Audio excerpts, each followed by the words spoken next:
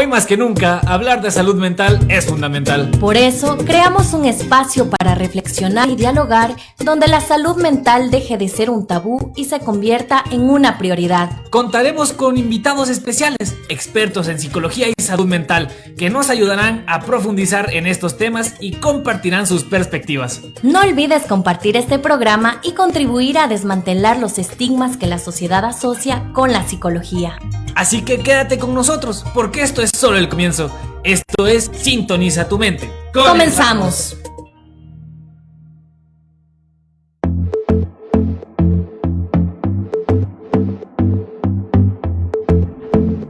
Muy buenos días, queridos oyentes. Les damos la bienvenida una vez más a este programa, su programa favorito, Sintoniza tu mente. Hoy me encuentro muy emocionada de encontrarme nuevamente aquí en este espacio de aprendizaje con ustedes y con mi querida Natalie, que el día de hoy me acompaña. Gracias, Karen. La verdad es que les agradecemos mucho por acompañarnos en una emisión más. Hoy vamos a hablar de un tema sin filtro, pero siempre hablando desde el corazón y con fundamentos científicos. Vamos a tocar un tema que es muy delicado, un tema que duele, pero que es necesario hablarlo para poder prevenirlo. Vamos a hablar acerca del suicidio, de cobardes o de valientes. Bueno, sin duda este es un tema que cala mucho a varias personas, porque en las últimas semanas nuestra facultad ha sufrido ciertas situaciones trágicas en las que la vida de personas se han visto implicadas en este tema que es tan doloroso para muchos. Sin duda no podemos seguir ignorando un tema tan importante como este, que sin duda es algo que afecta a muchas personas y tal vez muchos lo callan, tal vez por vergüenza, tal vez por los estigmas sociales, pero que poco a poco debemos ir, abriendo el espacio, abriendo las puertas a que las personas se puedan expresar para poder evitar situaciones tan trágicas como estas. Les pedimos que nos acompañen en este diálogo desde la empatía, el conocimiento y el cuidado. Es por eso que hoy tenemos a unas grandes e increíbles ponentes con las cuales vamos a presentar. Nuestra querida voz de la radio nos va a dar más información sobre ellas para que puedan ingresar al programa.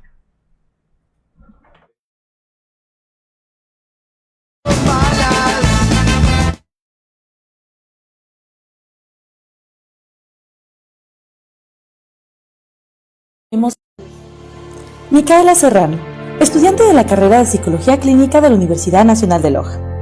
Muchas veces creemos que nunca le damos la importancia de vida a nuestra salud mental, hasta que carecemos de ella completamente y afecta nuestra vida de forma significativa. Hace unos años, la vida de Micaela quedó totalmente en pausa. Una depresión mayor la hizo comprender lo incapacitante que puede llegar a ser y el peligro que representa si no se trata adecuadamente. Hoy en día, habla del tema sin ningún tabú, para romper con el estigma y crear conciencia de lo que hay detrás de la depresión, lo que puede llegar a alguien a tomar la decisión de quitarse la vida y, sobre todo, dar a conocer que hablar abiertamente del suicidio ayuda a prevenir.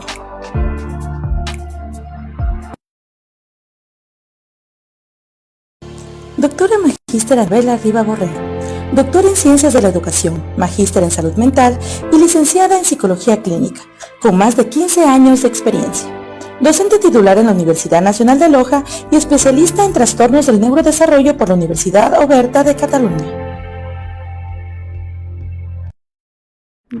Agradecemos a nuestra querida voz de la radio y a la radio UNL 98.5.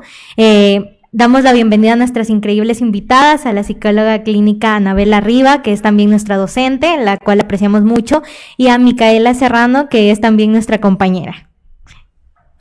Bueno, sin duda el suicidio es un tema muy importante del que todos nosotros debemos conocer un poco. Por eso, querida doctora, por favor, coméntanos un poco acerca de qué es el suicidio, los factores de riesgo que existen dentro de esta situación. Bueno, buenos días. Para mí un gusto siempre el poder compartir estos segmentos. Agradezco la invitación. También felicito a la valentía de Micaela, y son espacios que sin duda alguna nos permiten socializar una grave problemática social. Lo vamos a entender al suicidio como un acto deliberado de quitarse la vida. Es un acto destructivo, indudablemente para la persona, con una clara intención de terminar su vida.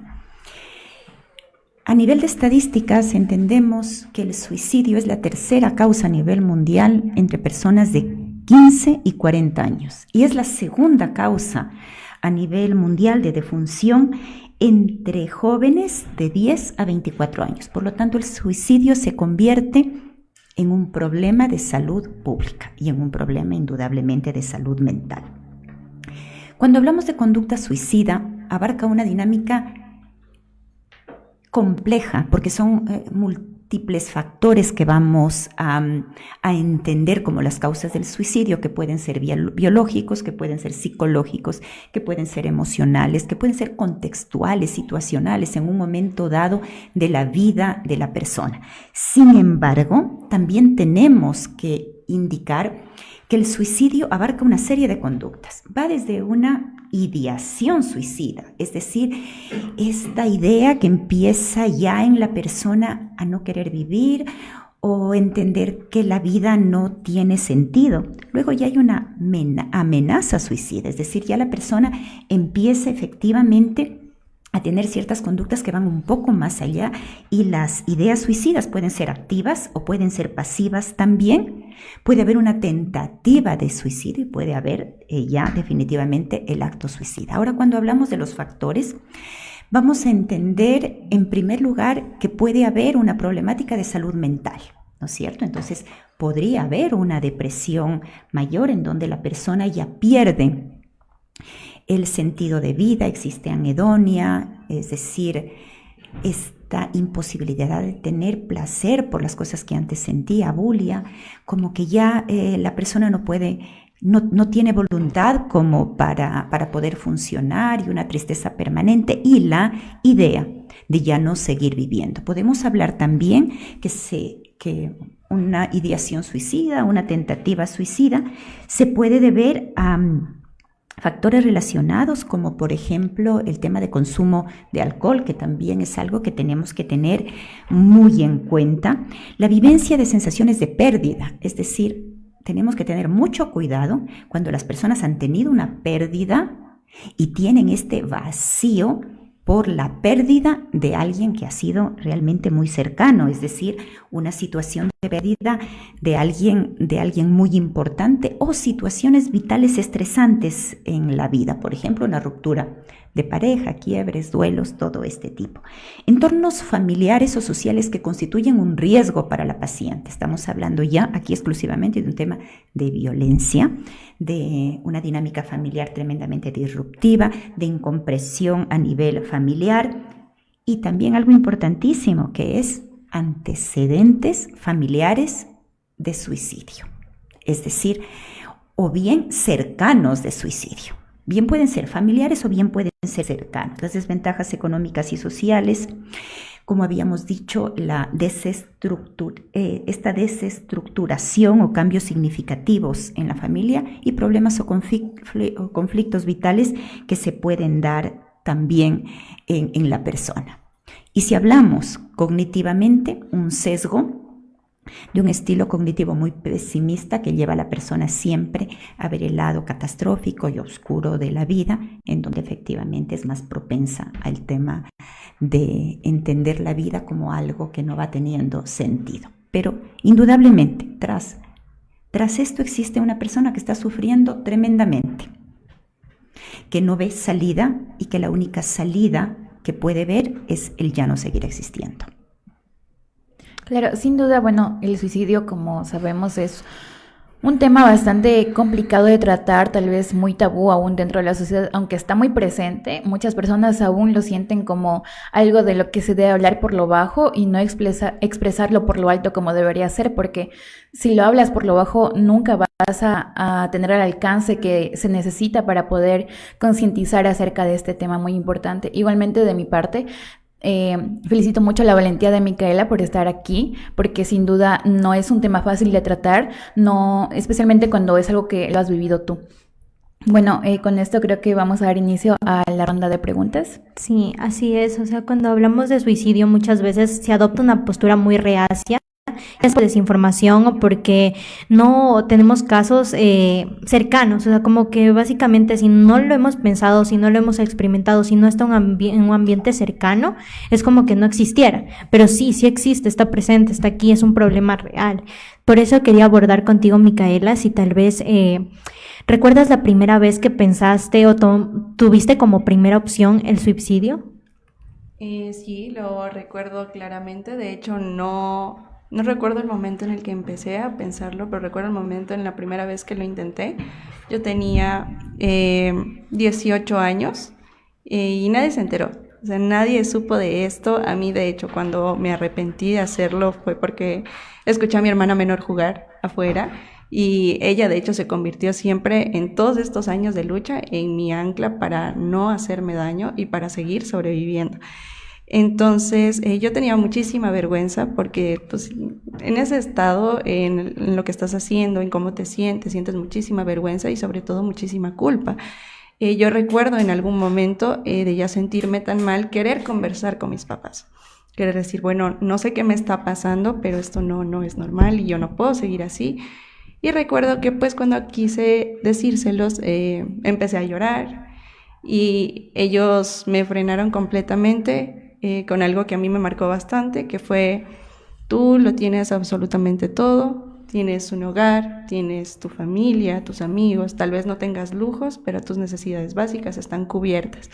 Entonces, si tú quieres realmente un motivo para llorar, te lo vamos a dar.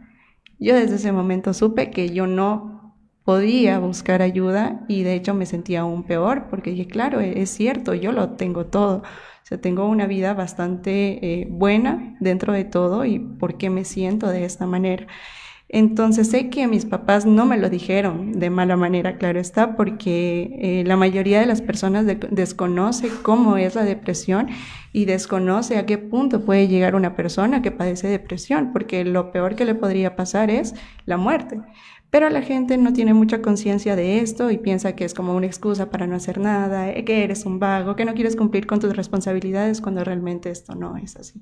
Claro, hay mucha incomprensión en relación a este tema, sobre todo porque, como lo dijiste, o sea, no es algo que tú te inventas, no es algo que estás haciendo porque sí o por llamar la atención, no, es algo real, es algo que te está pasando, porque en general no es que nos guste estar tristes, no es que nos gusta sentirnos así, y tal vez tú tuviste a tu hermanita, como lo mencionas, que fue tu ancla, fue tu decisión de, no lo hago, voy a seguir así sea difícil, pero voy a seguir luchando, pero hay personas que no tienen eso, y llegan a cometerlo también por esa incomprensión o esa falta de empatía de los padres, de la sociedad, de todo el mundo.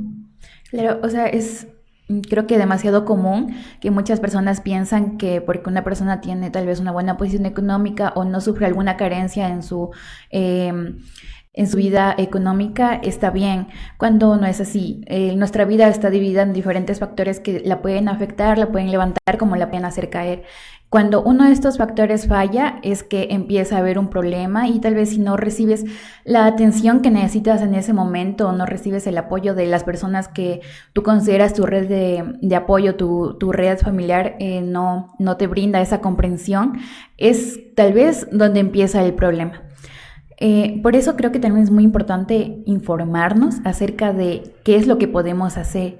Querida doctora Micaela, también de parte de las dos, coméntenos un poquito acerca de como sociedad, como amigos, familiares, estudiantes o docentes, qué podemos hacer para poder contribuir a que este problema deje de ser un problema y empiece a tener soluciones. Bueno, espacios como este, de poder hacer visible una problemática social y una problemática de salud.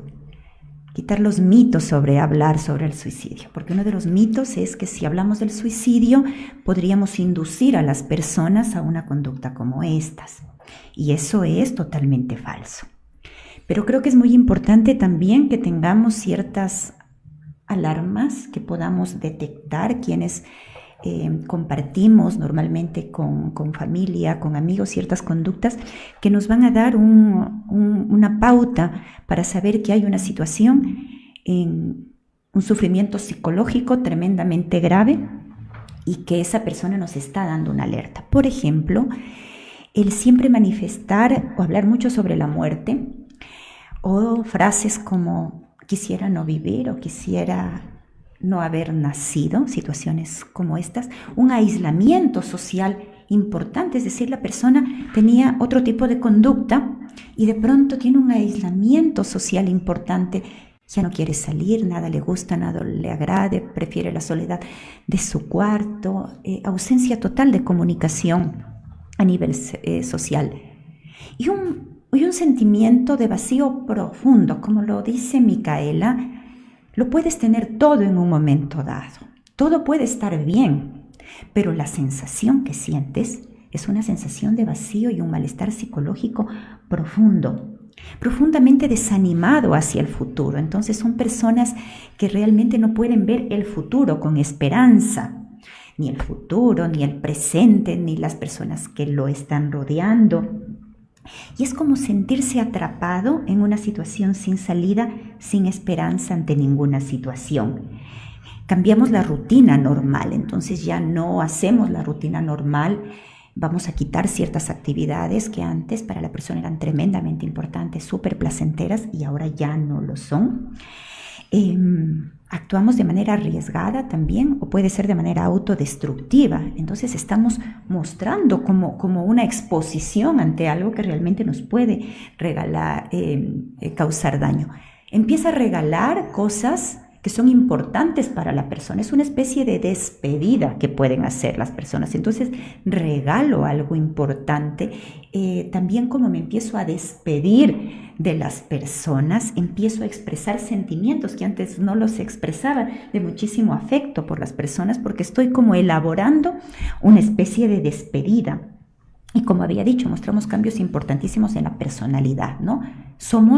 Actuamos de otra manera. Si fuimos como muy activos, muy alegres, hacíamos muchas cosas, es como apagarse la persona. Deja de ser absolutamente eso. Entonces, estas muestras de conductas que están enmarcadas sobre todo en un sentimiento de profunda tristeza, en un sentimiento en el que el estado, podríamos decir, el estado de ánimo es realmente bajo, hay una alteración importante del estado de ánimo. Podemos consumir alcohol o drogas como una suerte de también estar como al filo de estas conductas riesgosas. Pero sobre todo, yo creo que se enmarca en una conducta en que vemos un cambio significativo en las personas y en donde la tristeza y el vacío emocional es un componente que está permanentemente. Ok, entendemos, Leisen. La verdad es una muy valiosa información. Mica, quería ahondar a partir de lo que nos has contado, si tal vez hubo alguien que estuvo ahí para ti sin juzgarte, qué es lo que hizo esta persona que como que te dio confianza, o tal vez alguien que fue tu lugar seguro. Sí tuve a alguien. En ese momento era mi pareja.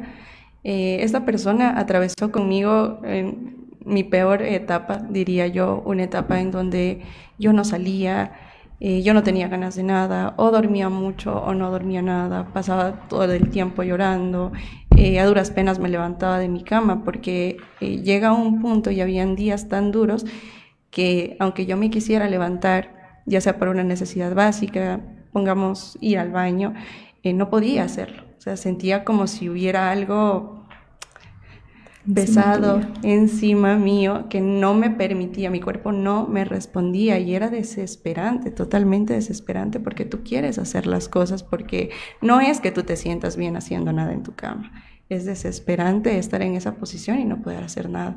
Entonces yo con él siempre conversaba y mi plática de todos los días era: me siento mal, me siento mal, me siento de esta manera, y él lo único que hacía era escucharme,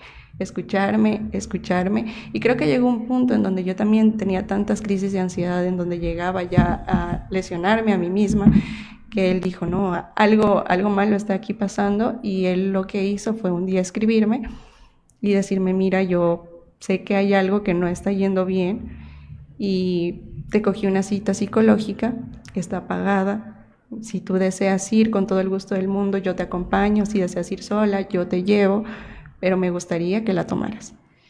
Y ese fue mi primer paso que di a saber qué era lo que me pasaba. Y claro, yo acepté con muchísimo miedo. Era la primera vez que yo asistía a una cita psicológica y fue donde yo tuve un diagnóstico y bastante rápido, porque yo cuando llegué a donde la psicóloga, yo ya tenía no solamente la ideación suicida, esos pensamientos de desearía estar muerta, sino que yo pensaba ya en ejecutar algo para hacerme daño. Entonces, esta persona a mí me escuchó, nunca me sentí juzgada, siempre era como que, bueno, ¿cómo te sientes? Mira, yo entiendo, me acompañó muchísimo, nunca tuve ningún comentario de tal vez estás exagerando o no has intentado hacer ejercicio. Él siempre intentaba como que estar, tal vez sacarme de mi casa, y si no quería salir de mi casa, darme opciones de actividades para mantenerme un poquito activa. Él fue la única persona que realmente no me juzgó, y la primera persona que supo también que algo estaba pasándome. Eso. Sin duda creo que fue muy importante que él estuviera ahí para ti, porque bueno, tal vez sin la ayuda de esa persona hubiese sido tal vez un poco más tardado el proceso en el que tú buscabas ayuda o recibías ayuda de parte de alguien más. Creo que el hecho de que él hubiese tomado el primer paso de pagar ya la cita con la psicóloga fue sin duda algo muy importante, porque ya te dio ese empujón muy grande de necesitas ayuda psicológica, vamos, no te lo dejo podrías tomar ayuda psicológica si no lo necesitas y yo te voy a ayudar. Creo que fue un acto muy bonito, un acto de amor sin duda de parte de esa persona. Sí, la verdad, esa postura de empatía tendríamos que tenerla todos, porque podemos aportar, así sea con un granito de arena, así sea con una palabra que crucemos, podemos hacer un cambio radical, y a veces no nos damos cuenta, porque a veces vamos por la vida así y hay cosas que nos llegan, digamos el saludo de una persona, esa sonrisa, ese gracias. O sea, hay personas que pueden influir en tu vida y ni siquiera se dan cuenta de lo positivo que están haciendo. Sí, es algo muy importante, sin duda. Mica, nos comentas que tú cuando llegaste a la primera cita con la psicóloga ya tenías la ideación suicida y ya tenías la idea de incluso de cómo hacerlo, cómo llevar a cabo este acto. Entonces, una pregunta que sin duda creo que viene muy al caso es si tal vez hubo enojo o frustración contigo misma cuando tú sobreviviste a esta situación. Cuando sobreviví al intento. Al intento. Uh-huh. Sí. Mucha. Yo no recuerdo mucho en sí cómo se desenvolvió ese día, pero yo tuve años de planeación suicida, años de pensamiento de todos los días, estar levantándome deseando estar muerta o teniendo crisis de ansiedad porque me tocaba enfrentar otro día con este malestar. Y es un malestar significativo, no es cualquier sensación de malestar, ¿no? Entonces, cuando yo llegué a intentarlo, yo sé que hubo un día en el que dije, ya, basta. Tenía acceso yo a muchas cosas por los tratamientos mismos que yo seguía, y yo decidí el día. Recuerdo que fue un fin de semana, y yo los fines de semana paso con mi hermana menor, ella no vive conmigo. Yo decidí hacer ese fin de semana como si no pasara nada. Jugué con ella, me divertí con ella, esperé que se fuera y dije, ya, aquí fue, y lo ejecuté, de hecho. Para fortuna mía, para estar el día de hoy aquí, yo le escribí a esta persona que fue la primera que me ayudó, diciéndole me sentía muy mal y que quería que me vaya a ver. Yo ya había hecho lo que tenía que hacer para matarme, básicamente, pero yo no quería morir sola. Entonces lo llamé. No era la primera vez que yo lo llamaba por una crisis de ansiedad, porque estaba con una crisis de ansiedad en ese momento, sentía muchísimo miedo. Él llega y bueno, yo dije, bueno, me voy a acostar en mi cama, me va a ayudar a calmarme y me voy a dormir y ya, y ahí queda todo. Pero él se dio cuenta que algo pasó, porque al tener yo algunas autolesiones, fue al baño donde yo había estado y pues quería buscar papel para limpiarme y encontró muchas cosas ahí. Se regresa rápidamente a mi habitación y de las pocas cosas que recuerdo fue que mi papá entró a mi habitación y esta persona empezó a decir, hay que llevarla al hospital, ya. No recuerdo mucho del trayecto, pero yo me desperté en medio de un lavado de estómago. Me desperté y mi desesperación, las personas que estuvieron ahí pensaron que yo me desesperé por la sensación de la sonda, que sí es bastante dolorosa, pero mi reacción de arrancármela y quitármela fue de la frustración y de las iras que tenía de estar despierta, porque dije, no, no lo logré, o sea, yo ya no quería enfrentar esto. Entonces sí, hay muchísima frustración, uno no es como que sienta que tiene una nueva oportunidad de vida, no, para nada, hay muchísima frustración, mucho enojo y sobre todo muchísima culpa, porque yo ahí pues estaba mi papá, habían llamado a mi mamá, entonces ver a las personas como que tan mal por ti, te llevas muchísima culpa después. Sí. Sí, la culpa creo que es un factor muy importante también en eso, porque muchas de estas ideas suicidas, de la cuestión de depresión, ansiedad, vienen mucho desde la culpa de que sentimos tal vez por no estar lo suficientemente agradecidos con la vida, por lo que tenemos o cosas por el estilo que muchos piensan que es lo más importante y lo único que debería ser importante en nuestras vidas. Sin duda, bueno, el apoyo vuelvo y recalco, el apoyo de esa persona fue muy importante, sin duda, sí. Mi admiración para ti y para esa persona. Gracias. Chicas, para poder continuar con esta conversación, este diálogo, me parece importante dar paso a la pastilla informativa, que el psicólogo Steven Monte nos va a dar más información acerca de este tema.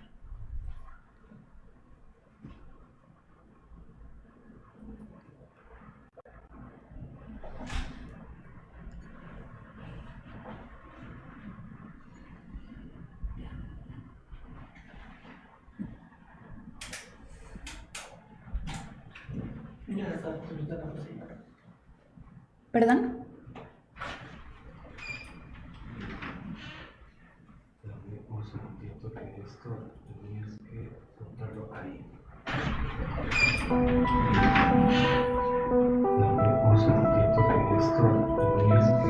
Hola, ¿qué tal? Vengo a compartir en este espacio un poco sobre el comportamiento suicida y voy a partir de una afirmación que un estudiante hizo en un curso que yo estaba dando. Hola, ¿qué tal? Vengo a compartir en este espacio un poco sobre el comportamiento suicida.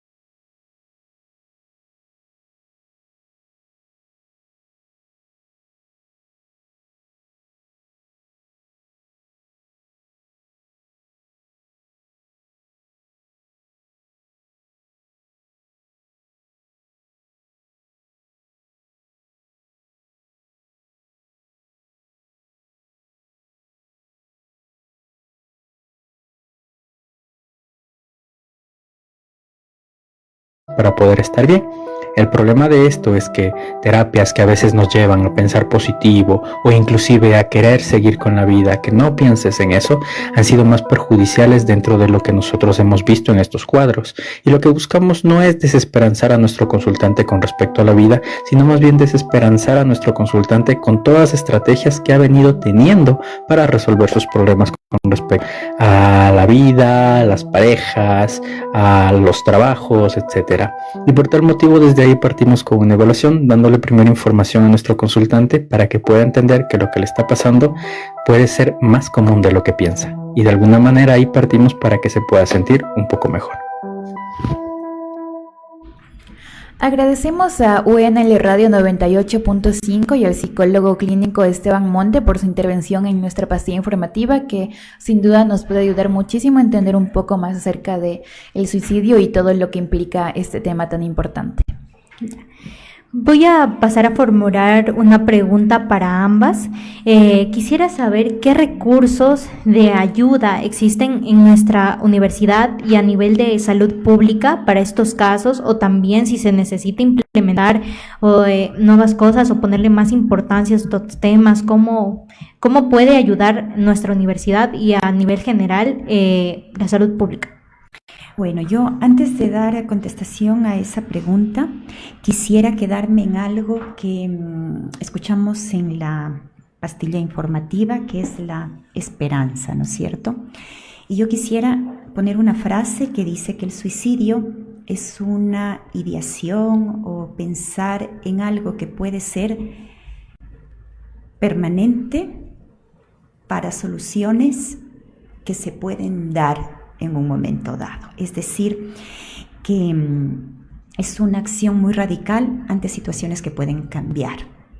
Y desde allí entonces entender que efectivamente sí, la familia, la sociedad, los encargados de salud, los estamentos universitarios, tenemos que hablar abiertamente sobre salud mental, abiertamente sobre esa sensación de vacío profundo que puede llevar a una persona a pensar en una situación drástica, en una situación que no tiene vuelta atrás y que efectivamente existe un dolor tremendo, inmenso, como lo dice Micaela, la experiencia que puede tener en esa sensación de dolor tan profundo que la persona experimenta es tan grande que no puede ser muchas veces entendido por un otro. Y desde allí entender entonces ese sufrimiento humano que lleva a la persona a pensar en un momento dado en quitarse la vida. Cuando hablamos de los temas universitarios o de salud pública, entendemos que tiene que priorizarse la salud mental y que tienen que existir protocolos en donde efectivamente se pueda prevenir, porque el suicidio es prevenible, pero no predecible, y eso es muy importante. Entonces, el diagnóstico de vulnerabilidad puede aparecer en los diagnósticos que los tenemos en el DSM, ¿no es cierto? E incluso quienes no tienen diagnóstico pueden tener una ideación, una tentativa o un acto suicida. Sin embargo, creo que los factores de riesgo pueden estar dados en personas que sufren trastornos mentales, como lo dije anteriormente, adicciones, el trastorno límite de la personalidad, en donde efectivamente esa personalidad lleva a la persona a estas tentativas o a estas ideaciones, igualmente temas como esquizofrenia. Y desde allí entonces entender que no solo es una situación que compete a los sistemas de salud, que nos compete a todos. Y desde allí, algo que ustedes ya lo dijeron, el tema de la empatía, el tema de entender el sufrimiento del otro y no dar soluciones inmediatas de porque estás triste, pero si tienes todo y la vida es tan maravillosa. Micaela aparentemente lo tenía todo. Tenía un novio que la quería y que se preocupaba por ella, es decir, que en esa etapa vital que ella tenía, el afecto es uno de los principales factores, pilares, ella lo tenía. Sin embargo, este sufrimiento que ella lo tenía real, de experimentar una y otra vez, día tras otro, las crisis de ansiedad, las crisis, los ataques de pánico, la sensación de vacío, el que no pueda su cuerpo responder a lo que ella quería, nos da evidencia de un dolor profundo que se sostiene con el tiempo y en lo cual no hay otra salida que ya no querer sufrir. Entonces, desde allí, creo que todos tenemos acciones importantísimas que desarrollar, pero si ustedes me permiten, creo que la familia es un factor fundamental. Y a mí me gustaría referirme a la familia como un factor que puede convertirse en un factor protector o también desprotector en una situación como estas. Por lo tanto, todos necesitamos ante alguien que sufre una comunicación protectora y empática. Entender lo que está sintiendo el otro, no dar soluciones inmediatas. La patología mental no tiene soluciones inmediatas. Poner mucha atención y no desconocer esas señales de alerta, de tristeza, esas conductas cambiantes, especialmente en niños y en adolescentes. Algo que ella tuvo es que tenemos que tener personas o como padres, como amigos, tenemos que estar dispuestos para ellos, presentes, permanentes. Entonces, escuchamos, entendemos, no juzgamos, estamos abiertos a sus intereses. Preguntamos sobre lo que está sintiendo. Las personas que tienen un alto sufrimiento emocional no quieren soluciones inmediatas. Y allí necesitamos ser muy respetuosos en reconocer los sentimientos de las otras personas. Espacios como estos, plataformas como estas promueven la salud mental y creo que la prevención es un arma poderosísima para evitar problemas graves, trastornos mentales o situaciones extremas como las que estamos hablando hoy. Es importante saber también que está en el imaginario de la persona que tiene una ideación suicida, una conducta suicida, ¿sí? Sobre todo en adolescentes. Por ejemplo, esto es muy importante, que piensa cómo significa las vivencias que tiene, cómo significa sus pérdidas. Por lo tanto, como ustedes ven, es un tema preventivo que viene desde muchísimo tiempo atrás y que forma parte de todas unas fuerzas que se pueden unir desde la familia, la sociedad, los sistemas de salud, el acompañamiento que tenemos que tener en las universidades. Cuando ustedes refieren a qué tenemos que hacer las universidades, sí, en primer lugar, hacer visible la salud mental, hacer visible que podemos tener situaciones y problemas que enmarcan un tema de afectación o de salud mental como algo que lo tenemos que normalizar. Todos en la vida pasamos por episodios buenos y episodios malos, episodios difíciles y episodios de extrema alegría. Sin embargo, en los momentos de dificultad tiene que haber personas que puedan contener, tiene que haber un programa que permita que personas que efectivamente se están sintiendo verdaderamente muy mal, puedan pedir ayuda y que puedan recibir esa ayuda de manera oportuna. Tal vez recibir la ayuda de manera oportuna salva la vida de una persona. Tal vez recibir la ayuda de manera oportuna disminuye la ideación suicida. Entonces, desde allí todos podemos contribuir realmente a poder detectar situaciones que puedan ser tremendamente graves. Cuando una persona tiene una ideación suicida, no podemos dejarla sola por ninguna situación. Tenemos que acompañarla, por lo tanto, y además tenemos que avisarlo. Si usted está con una persona que tiene una ideación suicida y usted sabe, usted tiene que avisarlo. Allí se rompe los temas de confidencialidad, porque efectivamente la persona está corriendo un riesgo. Entonces, desde allí, sin duda alguna, todos ponemos un granito de arena para que situaciones como estas se puedan evitar. Y creo que cuando hablamos de esperanza, que me encantó, siempre tenemos que dar a la persona esta posibilidad. Regalemos esperanza, regalemos una visión que no hace que se pierda realmente el sentimiento, la sensación que está viviendo la persona, pero sí que pueda mirar otro panorama en donde existe una pequeña luz de esperanza para esa persona que intenta suicidarse y que pueda ver que las cosas pueden cambiar, que el suicidio, insisto, es una acción que no tiene vuelta atrás ante situaciones que sí se pueden mejorar. Y desde allí entonces tomar en serio todo este tipo de consideraciones que hemos tomado ahora y que seamos partes todos de promover y prevenir la salud mental. Sí, así es, Licen, y no es un secreto que la verdad, como todo en esta vida, la salud mental, la psicología, la psiquiatría ha tenido una evolución. No se ve la salud mental como se veía antes, obviamente ahorita se está visibilizando más, se le está dando un poco más de importancia, pero tampoco estamos al 100. Hay muchas cosas que todavía falta entender, falta enfatizar en eso, y tener un poco más de empatía y más de conciencia acerca de salud mental. Y si me permite, solo para concluir esta idea que me parece fantástica. Cuando nosotros tenemos una afectación, cualquier tipo de afectación física, no tenemos temor en avisarla, no tenemos temor en sentirla, lo comunicamos, y lo normalizamos. Pero si nosotros tenemos una afectación de salud mental, tenemos vergüenza, tenemos temor, incluso podemos tener resistencia a los tratamientos. No, yo no quiero tratamiento. Normalmente en este tipo de situaciones el tratamiento iría encaminado a un tema evidentemente psicoterapéutico, pero también seguramente necesitamos un tratamiento mixto. Y es que tenemos mucho rechazo a este tipo de tratamientos. Y realmente allí hay que quitar ese mito. La patología mental es igual que cualquier otra patología y realmente debemos darle prioridad a la patología mental porque esa es la que nos permite tener resistencia e ilusión para seguir adelante. Yo quiero añadir algo a lo que dijo la doctora Anabel.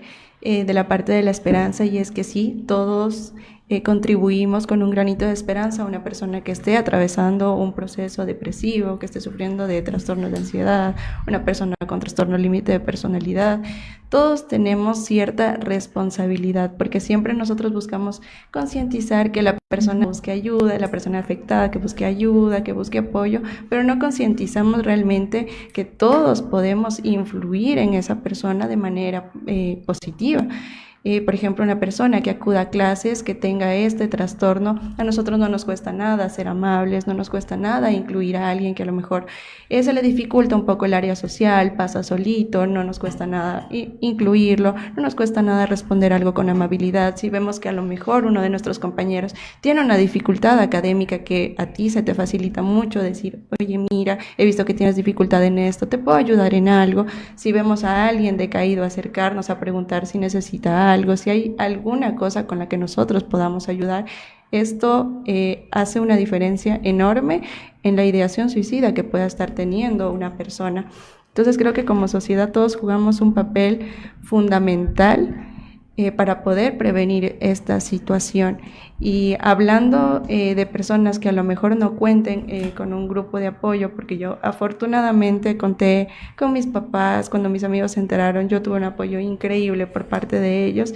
En la universidad fue un poquito más diferente, pero sí tuve apoyo de unas cuantas personas que sabían de mi diagnóstico. Pero creo que si no tenemos eso, nos da vergüenza hablar con alguien conocido. Hay 2 servicios que nos brinda el Ministerio de Salud Pública. Uno de ellos es el servicio ambulatorio intensivo en salud mental que nos brinda el Centro de Salud número 2. Nos ofrece una atención integral para las personas con trastornos mentales graves, riesgos suicidas o incluso problemas de abuso de sustancias. Y también hay un servicio de consejería que es al que podemos acceder llamando al 171 opción 6, que nos permite que las personas hablen con profesionales para recibir orientación y evitar justamente estas decisiones impulsivas, brindándoles alternativas para poder afrontar la situación difícil que se encuentren afrontando en este momento. A nivel de universidad también vamos a entender que tenemos los departamentos de bienestar estudiantil que si bien pueden detectar un caso como estos, también refieren a los pacientes, permiten aplicar un protocolo efectivamente cuando tenemos situaciones como estas. Entonces, cuando hablamos de los lugares en donde podemos acudir, tenemos que saber que existen instituciones que efectivamente están preparadas para esto. Hablamos del Ministerio de Salud Pública, hablamos de instituciones, hablamos de también temas particulares, pero hay algo que realmente creo que es importantísimo porque podemos hacerlo todos, ¿no? Y es este tema que lo acaba de mencionar Micaela. Nosotros podemos leer la conducta en los otros, porque se lee fácilmente una conducta de aislamiento, de tristeza. Y ese momento en que hay un otro que acude ante una situación de dolor, a veces puede ser suficiente para que en ese momento la ideación deje de tener peso. Entonces, es responsabilidad de todos, somos todos parte de la salud mental. Y esta posibilidad de ser empático, de ser solidario, como lo dice ella, de no incrementar estas conductas de hostigamiento, de daño entre pares muchas veces, ¿no?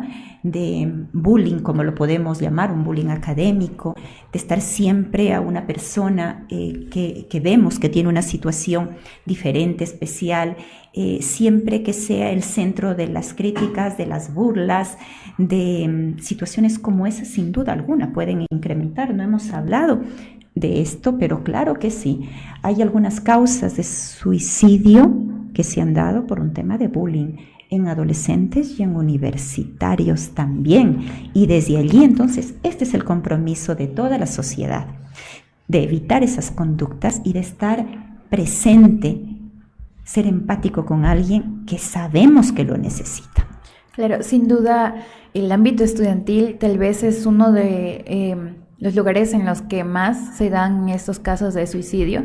Por eso creo que es importante que nosotros, como parte de la Universidad Nacional de Loja y como parte de la Facultad de Salud Humana, que es una de las facultades que mayores tasas de suicidio tiene a nivel de la universidad, deberíamos dar ese primer paso para llevar este tema a una solución. Tal vez no sea una solución permanente ni total, pero sí servirá muchísimo para bajar las tasas de suicidio que hay dentro de la universidad, dentro de nuestra facultad.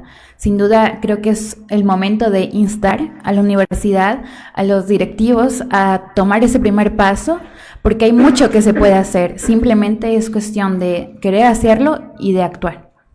Así es, muchas gracias también por brindarnos esas herramientas a nuestros radioescuchas para que sepan a estos lugares podemos acudir, esto podemos hacer. Y también es muy importante concientizar a la sociedad que dejemos esta mirada egoísta, o sea, no es necesario que sean, porque muchas veces hay la creencia de, no, es que no soy psicólogo, no soy psiquiatra, no sé eso, no puedo hacer nada. Sí se puede hacer, sí se puede aportar a la persona, sí se puede ayudar. Sí, bueno, creo que para continuar con ese tema es muy importante saber qué viene después de la ideación suicida, cómo es la vida después de esto. Por eso, Micaela, quisiera que nos comentes un poquito de cómo es tu vida ahora, qué te ancla ahora a esas ganas de vivir. Bueno, ahora llevo el proceso muchísimo mejor que antes. Esto no lo diría que es gracias a mí. Muchas de las veces cuando una persona está con algún trastorno mental y está atravesando ese proceso, piensa que lo hace solo y realmente no es así. Yo no estaría aquí de ser por mi familia, por mis amigos, por algunos compañeros que a mí me tendieron una mano cuando yo lo necesitaba, porque yo atravesé un momento una recaída muy fuerte cuando yo estuve en la universidad y la mayor parte de personas ignoraron muchísimo esta parte o incluso contribuyeron a como que a hundir un poquito más la situación. Realmente cuando acudes a veces también a autoridades no eres escuchado. Este tema de la salud mental no es muy escuchada. Cuando tú le pides a lo mejor a algún docente una ayuda porque tienes, qué sé yo, te fracturaste una pierna, no puedes asistir a clases, te entienden completamente, pero cuando se trata de algo de salud mental realmente no. Yo como persona que padecí, tengo depresión y tengo trastorno de ansiedad social, hay ciertas cosas en la universidad que se complican un poquito más y a veces necesitamos una manito, no algo permanente, sino durante el proceso que tú llevas, tu proceso terapéutico. Entonces muchas de las veces es difícil que te escuchen cuando es algo que no se ve. Entonces eso me dificultó un poquito la parte académica durante un tiempo, pero actualmente me encuentro muchísimo mejor, algo que me ancla realmente a seguir aquí, muy aparte de que me encuentro mejor, es querer crear conciencia sobre esto. De hecho, es una de las razones por las cuales yo escogí la carrera, sé la importancia que es tener salud mental. Entonces, me gusta mucho donde estoy, me gustaría mucho seguir trabajando en esto. Y nada, lo que me ancla aquí es que ahora tengo un propósito, tengo ganas de hacer algo, me veo a lo mejor graduándome, cosa que antes yo no lo hacía, me veo viendo crecer a mi hermana, estando para mis papás, para mis amigos, poder remunerar de alguna manera lo que hicieron por mí. Entonces eso, actualmente el proceso es un poquito más llevadero, hay días aún un poco difíciles, pero hay más días buenos que malos. Me alegra mucho escuchar eso y la verdad es increíble como que a pesar de todo lo negativo lo sigues intentando, sigues aquí y te agradecemos eso un montón. Sé que vas a lograr todas tus metas y todo lo que quieras hacer. Me parece importante para finalizar que nos des algún comentario ¿hay algo que no se habla en torno al suicidio que tú creas que se debe mencionar en voz alta? Creo yo que hablar de todo lo físico que te puede traer la depresión, porque muchas de las veces piensan que es algo mental, que simplemente es que estás triste y la depresión va muchísimo más allá. La depresión te quita el apetito o te lo sube, pero algo bastante significativo es el agotamiento. Hay un agotamiento crónico increíble.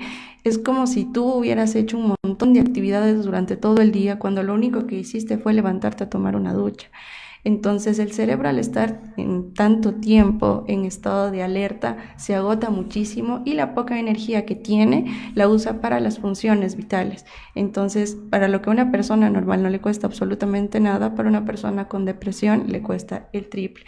Levantarte al baño, tomarte una ducha, lavarte los dientes.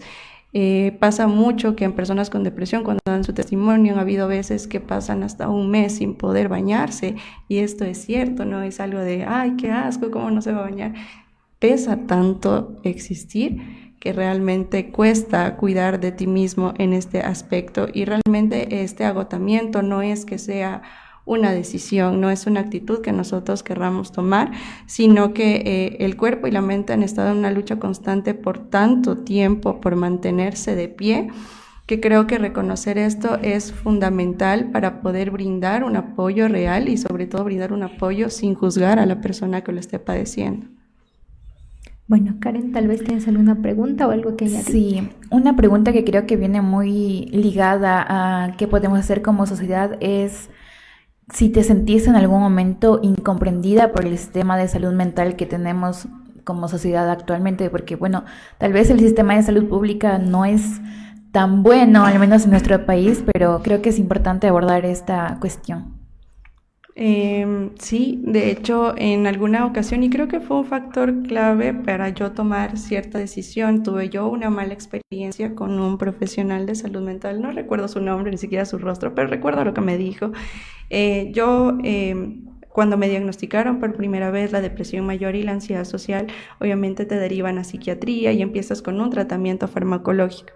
Hay que entender que la salud mental es un privilegio enorme, es bastante costoso por la parte privada, entonces yo no podía continuar mi tratamiento de forma continua para yo poder ver resultados. Entonces, ante mi desesperación y viendo que yo seguía muy mal, decidí acudir a una fundación y aquí me topé con una psiquiatra. Esta psiquiatra, bueno, yo fui con mi diagnóstico y con mi estado en el que estaba. Yo estaba planeando realmente cometer suicidio y pues se lo dije. Esa persona, no me voy a olvidar de lo que me dijo, y esta persona solo me miró y lo primero que me dijo fue: ¿no te cansas de ser un parásito para tus padres? Me lo hizo así en pregunta, no me dijo nada más. Claro, obviamente tú vas con esos pensamientos de que eres un estorbo, de que eres una carga, y que te lo diga un profesional de salud mental, nomás como que te corrobora toda esa información negativa que tú tienes. Entonces yo no quise realmente después de eso como que continuar con mi tratamiento, me afirmó ciertas ideas que yo tenía y pues terminó mal. Después de eso, yo realmente del sistema de salud pública no me voy a quejar. Tuve una atención excelente, un psiquiatra excelente, una psicóloga excelente, me sentí demasiado comprendida, nunca juzgada por ellos.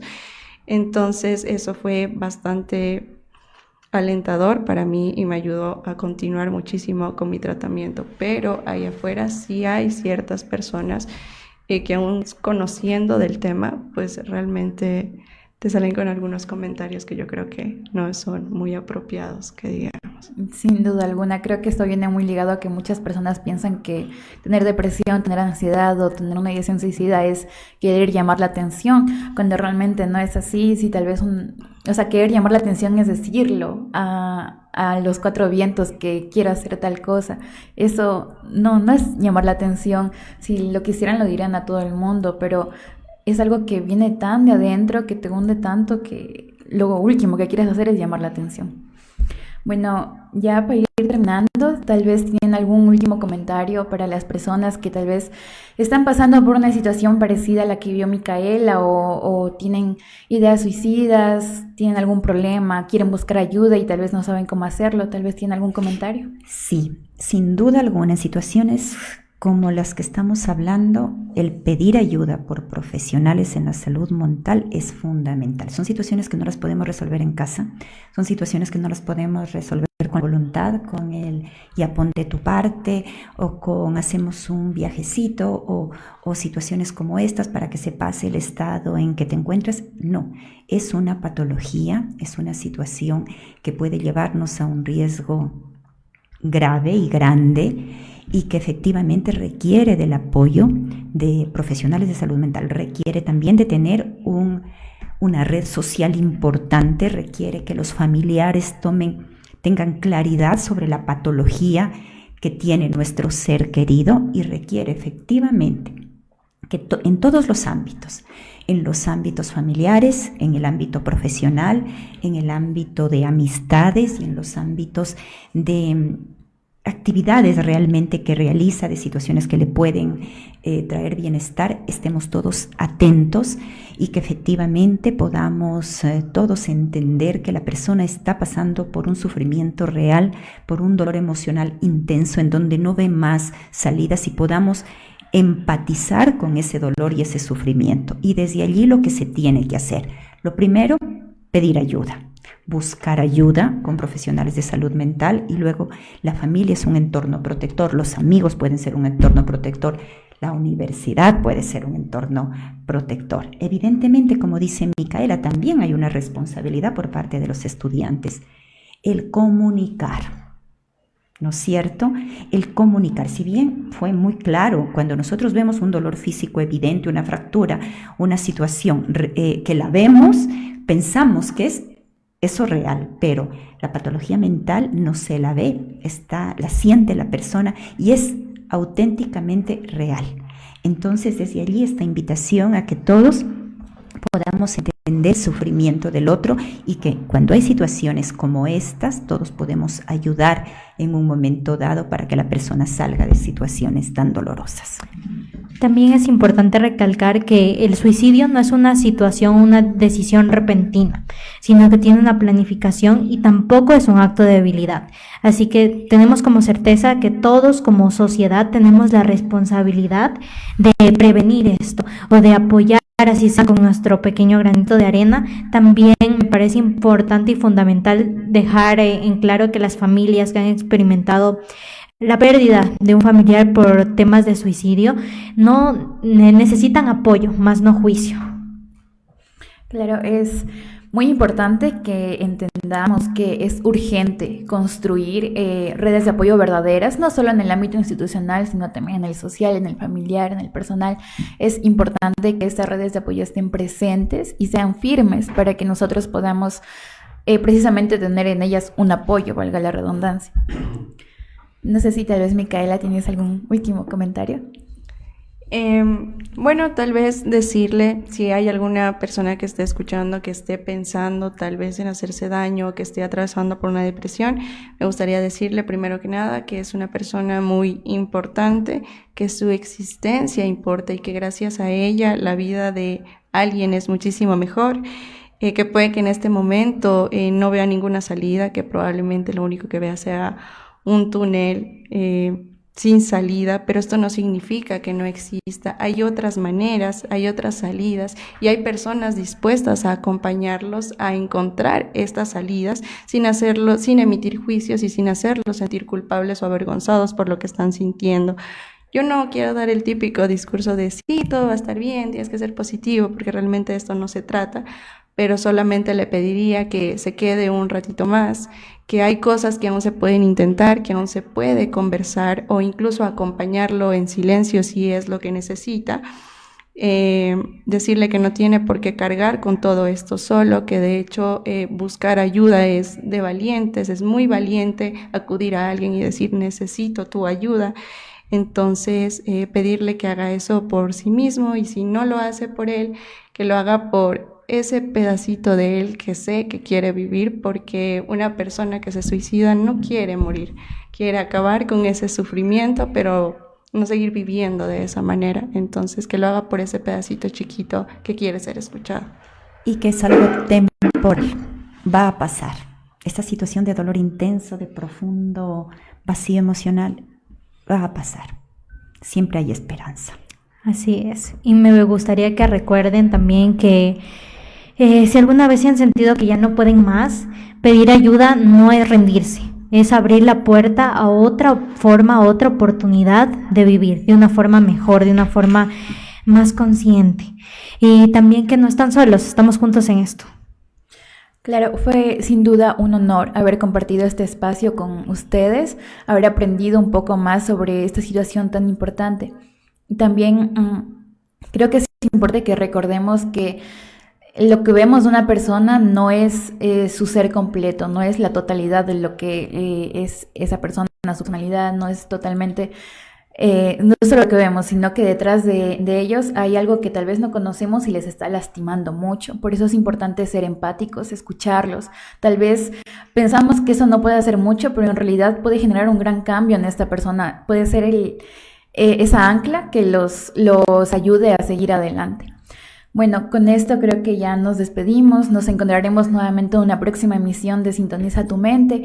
Como les digo, es un honor compartir este espacio con ustedes. Les agradezco muchísimo por hablar de esto con nosotros. Es un tema tal vez un poco muy tabú todavía, pero que con estos espacios se puede ir abriendo las puertas a que muchas personas más hablen sobre esto. Síganos en redes sociales y hasta la próxima.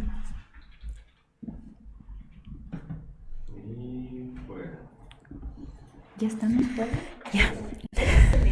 Gracias por acompañarnos en este espacio. Te animamos a seguir hablando de estos temas en tu vida cotidiana y a ayudarnos a difundir esta información. Puedes enviarnos tus preguntas, comentarios y experiencias.